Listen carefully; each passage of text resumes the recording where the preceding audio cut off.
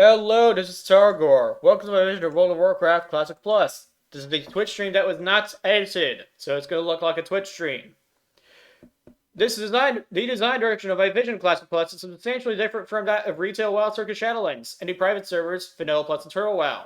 This is partially because it aims to fix Vanilla WoW's many problems first, flash out and polish its already there second, and add new content third. This is part of a playlist of videos. Check video's description for a link to the playlist. The document displayed is my vision of Classic Plus, and the document's version number is 1.5.15. All versions of the document are based upon patch 1.12.2 of World of Warcraft, the one before the Burning Crusade pre-patch. If you just want to know about the general design direction of my vision of Classic Plus, before you otherwise look into this, to watch the introduction video in this playlist, or read the document yourself and look at the list of major features. The link to the document is in my channel's About page. That and I do not have a team of people, however, working with me to make an actual private server out of this. This is all pure design thus far, and it ain't done yet. Now then, content additions. This subsection of the document only covers... I forgot to write covers. Only covers the content additions that have to do with section number 4, World. For the other content additions, see the other sections of this document. What I mean by world, I mean everything outside of dungeons, raids, and battlegrounds, specifically the stuff that's lying around. The stuff that does not have to do with the other sections of the document, such as, again, dungeons and raids. The stuff that does not have to do with dungeons and raids, does not have to do with items, or PvP, or races, or class changes, or professions, or server-specific stuff, or all this other stuff.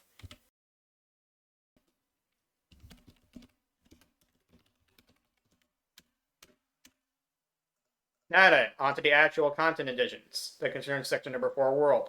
All unfinished, as of patch 1.12.2, quest chains will be finished, such as nothing but the Truth quest chain.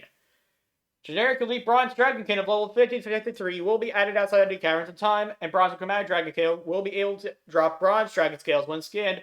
On related notes, the Caverns of Time will never be accessible to players, and instead, Bronze Dragon Scales will be usable as leather workers to craft stuff. I don't want any time-related bullshit writing to be in this game.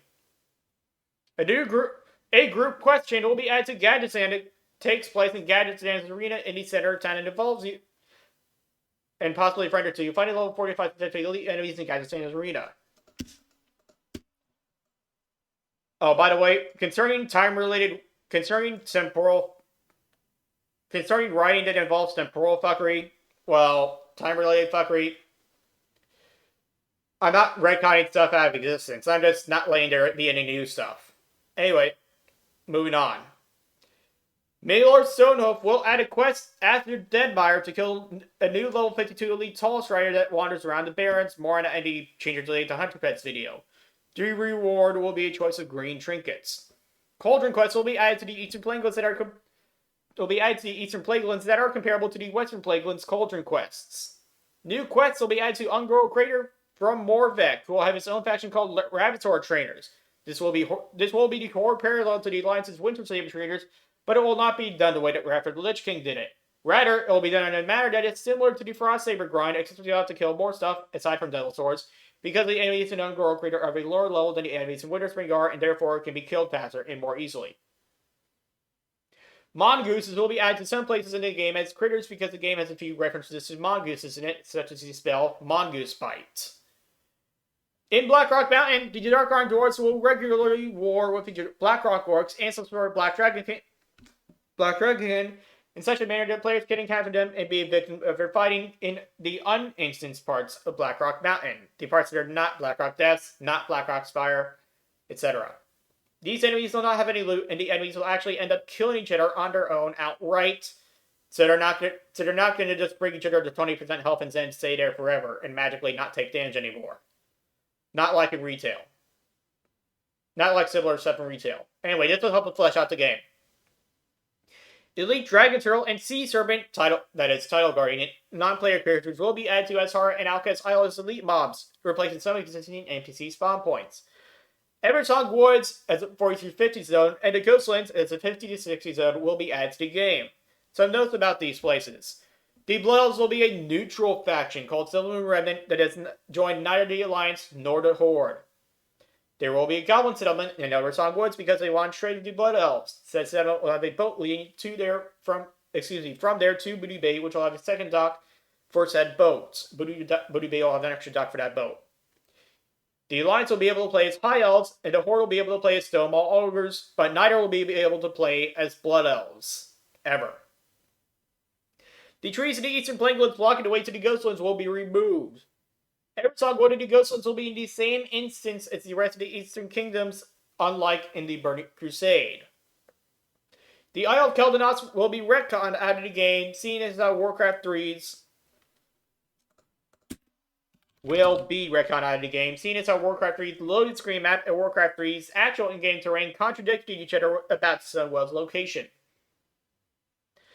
Because this takes place during vanilla and not after vanilla, by the way, when I say Warcraft 3, I do not mean the remake, I mean the original, of course. This game acts like Reforged never happened, of course. And instead the original happened.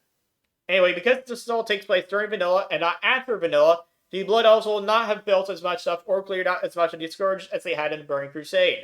So it's going to be more dangerous. Which is partially why it's going to be higher level stuff. Blood Thistle will be a great item that requires 230 herbals in the pick and visitors for 5 silver per herb. One of the quests will ask for a high 30 staff made by enchanters that requires a lot of Vision Dust and a few greater Mystic Essence to craft. As such, the Regents will maintain some sort of value throughout the lifespan of each server. See section number 2.0.25. New Dungeons and Raids for more information. I recorded that in that's a previous video. The video I already did. Just scroll up to the playlist to find it.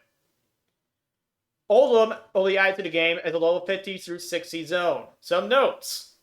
Their first raid on each server to kill Cthulhu will be guaranteed to find the Platinum Discs of Oldham, which are a buy now pick up quest starting item, so quests can only be done once per server. The reward for turning them in will be 10,000 gold for the player that turns it in, and the opening of Oldham. But the discs are crumbling when you find them, so they'll despawn a week after you lose them, preventing people from holding the zone hostage. People holding these discs will be unable to perform server transfers, even for Game Master related reasons. And if you stop having the discs without having to turn them in, then they'll be eligible to drop in your server again. Of course, if there are Game Master related reasons to transfer you to another server, then the guy can just take away your discs of Oldham first. After it was discovered by the Tol'vir that the gates to Von Karaj were open, they decided to further advance the Halls of Origination by putting a magical barrier around it, a la Dalaran, which will get finished during the Second War of the Shifting Sands, during which the Solicited find Oldham by burrowing into it. From Solicis. Well, actually from Underworld Crater. And also from Solicis. From Von Karaj in particular, actually. There will not be anything of interest that would otherwise be accessible to players behind said magical barrier. Designed out players that get trapped there can get summoned out by players. Due to Pandari being completely retconned out of existence and Chen Stormstout once again being the jail character that he was before Basic Pandari came out, Oldham will no longer be the desert, but instead it will be the lush jungle that it once was because Li Shen didn't ever invaded Oldham to get his hands on the Forge of Origination because Li Shen never existed, which means that the Forge of Origination was never used on Li Shen to wipe him and his armies out and turn Oldham into a desert in the process. As such, Oldham will have different wildlife in the Cataclysm, which will not include camels, armadillos, pygmies, or other beasts that are introduced in the Cataclysm. Those beasts will not exist, period, outright. Nor pygmies. The Neverset are not hostile to players because Deathwing never left Deep Home, and so they never allied with them. And they certainly are not having a civil war to the other Tol'vir either. I basically get around to doing this, but in addition to the naming this game is easy for the things found that all of them will be retconned out of the game by changing the names to something else. Light Egyptian aesthetics here and there are fine, but the name is on top of that are too much of an emergent break for some people. See section number 2.0.25, New Dungeons and Raids for more information. There will be a new solicited dungeon in Oldham, by the way. A low 50s dungeon, if I recall correctly. The battlelands will be expanded upon to occupy the vast swath of land to the southeast of it and to go all the way to the Red River Mountains, which will have a path connecting it to. It will also have a path connecting it to the Burning Steeps. It will also have an alliance settlement in the new areas to the east of the Red River Mountains. Blackchar Cave will lead to a new zone or an expansion of the Searing Gorge that contains currently undefined content, yet to be defined content, except that it will not be endgame content or Alliance territory. It will be neither of those. Nor Horde territory, of course. It won't be that either.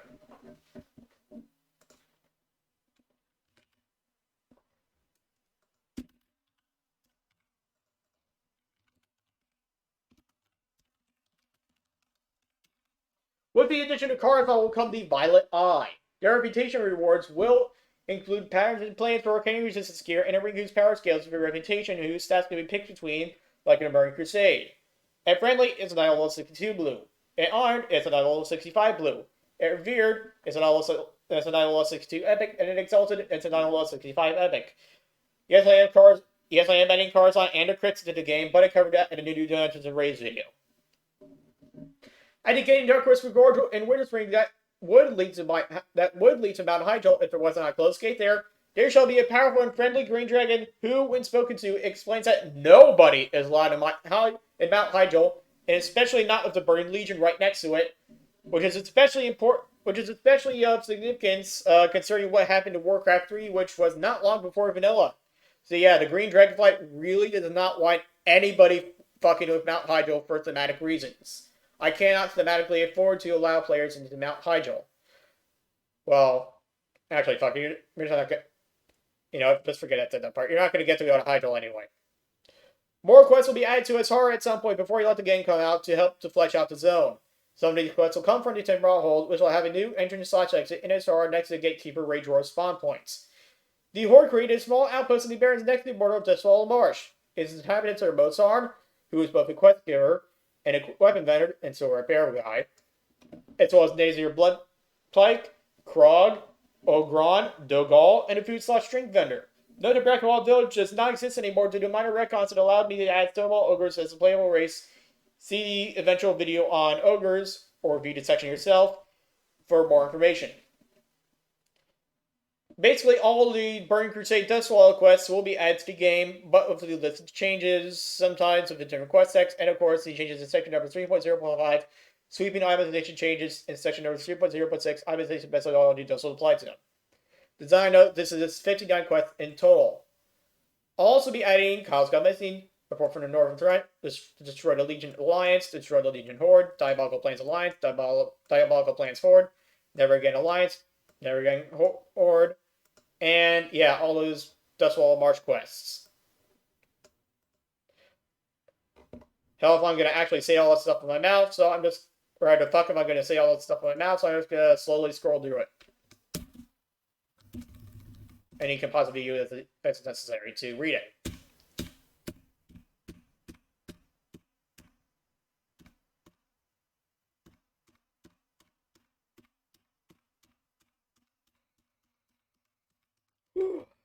A lot of talking today. I've recorded all the Section 4 World videos thus far, all in a row today. Anyway, now to get ready for the World Buff Changes video. Thanks for watching.